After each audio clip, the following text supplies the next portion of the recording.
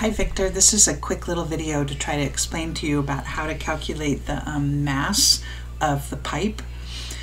So I think that's probably the hardest part. The other things you pretty much have the mass for, I think the engines and the propellers and things. The pipes is the hardest thing, so what you're going to have to do is get the volume of the pipe and multiply it by density. So ultimately you're going to get the volume of the pipe and multiply it by the density, which I believe they gave you, and then that will give you the mass. You just have to be careful that all the units are correct, that you're not doing kilograms and grams and inches, and making sure that you have the units correct. In order to get the volume of a cylinder, you use the equation pi r squared times the length. So r is the radius, so the diameter is the cross, obviously, and the radius is halfway.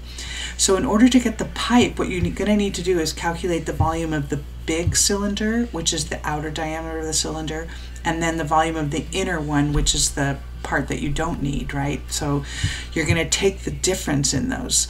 So what I have here is this is the volume of the outer cylinder, so r, which is half of the outer diameter squared, times L times pi. So that is the volume of a cylinder that's the outer diameter.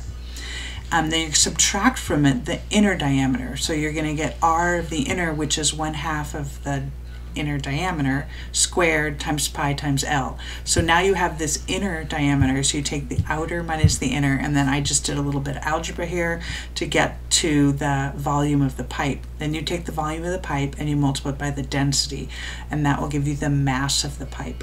And then you take, what you're going to just do is look at how much pipe you used.